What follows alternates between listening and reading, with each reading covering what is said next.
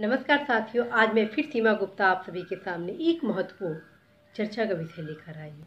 और वह चर्चा का विषय है कि यदि हिमालय पर्वत श्रेणी नहीं होती तो उत्तर भारत का वातावरण कैसा होता। उत्तर भारत की जो शीत ऋतु है वो कैसी होती। तो सबसे पहले मैं बताना चाहती हूँ कि हमारा जो हिमालय पर्वत है वो एक दीवार का काम करता है, जो कि सिंधु से लेकर ब्रह्मपुत्र नदी के मध्य तक विस्तारित है। और इस हिमालय श्रेणी के होने से हमें न सिर्फ भारत की भू राजनीतिक व्यवस्था में एक सुरक्षा कवच के रूप में एक शक्ति मिली है, बल्कि भौगोलिक परिदृश्य वातावरण के रूप में भी हमें एक सुरक्षा मिली है।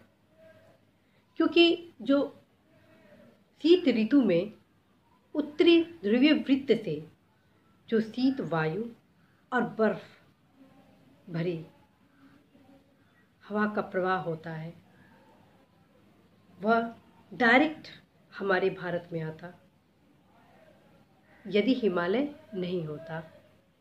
और हिमालय श्रेणी होने के कारण ये एक अवरोध का काम करता है, जिससे भारत की जो वातावरण है वो उष्णकटिबंधीय वातावरण में है।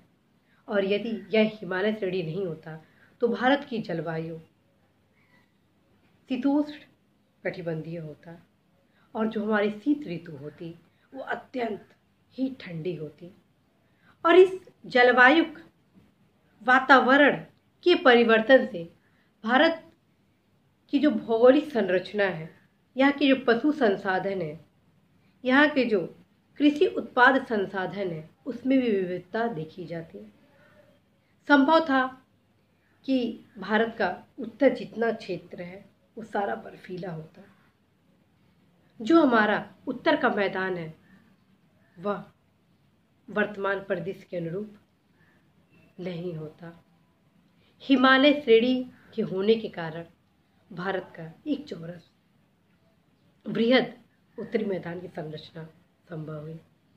तो वहीं दूसरी तरफ हमारे जो प्रवाहमान अनेक प्रकार की जो नदियां हैं, जो कि हमारे कृषि अर्थव्यवस्था के लिए एक धमनी का काम करते हैं, एक जल संसाधन को परिपक्वता देते हैं, वह संभव उसका प्रतिरूप कुछ और होता। वही हमारे जो पशु हैं उनका भी स्वरूप अलग होता। खास बात है कि जलवायु में परिवर्तन से हमारे जो खाद्य अर्थात जो फूड का प्रोडक्शन है उसका भी स्वरूप अलग होता। एक तरह से हिमालय श्रेणी न होने से न सिर्फ हमारे भौगोलिक वातावरण में परिवर्तन देखा जाता, बल्कि प्रत्येक क्षेत्रों में परिवर्तन देखा जाता, जिसमें राजनीतिक क्षेत्र में, विदेश नीति क्षेत्र में सबसे पहले भारत को अतिरिक्त सुरक्षा सुनिश्चित कराना होता।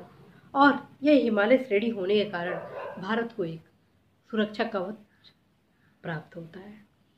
वहीं दूसरी तरफ आर्थिक क्षेत्र में भारत के जो उत्पादन स्वरूप है वो डिफरेंट होता।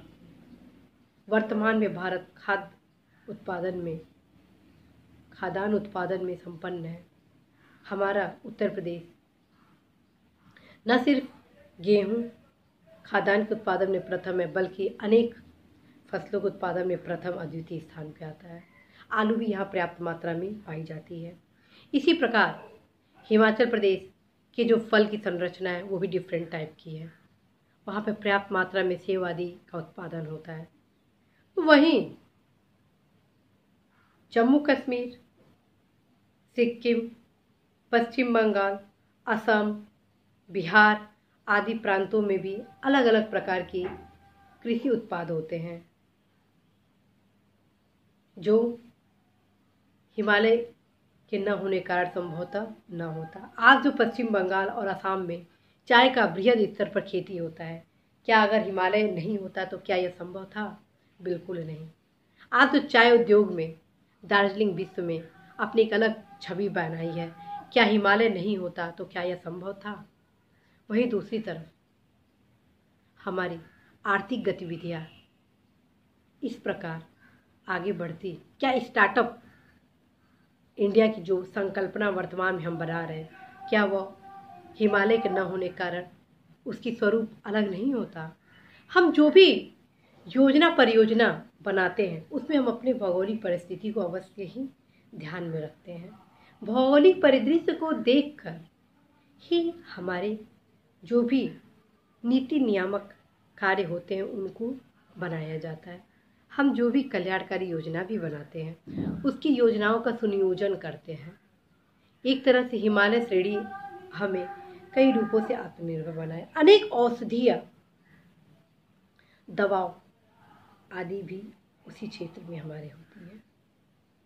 और यदि हिमालय नहीं होता तो क्या हम इस प्रकार की सुविधा प्राप्त कर पाते। आज हमारे हिमालय श्रेणी में अनेक पर्यटन स्थल विश्व प्रसिद्ध प्राप्त किए हैं। तो क्या यह सब होता, वर्षा का क्या प्रतिरूप अलग नहीं होता। एक तरह से सारे प्रतिरूप ही डिफरेंट होते हैं। इस तरह हिमालय पर्वत श्रेणी यदि भारत में न होती तो निश्चित रूप से हमारी जो अनेक विविधता है वो संभव था कि वो न होता। इसी महत्वपूर्ण सूचना के साथ मैं सीमा गुप्ता आप सभी से विदा लेती हूँ। नमस्कार।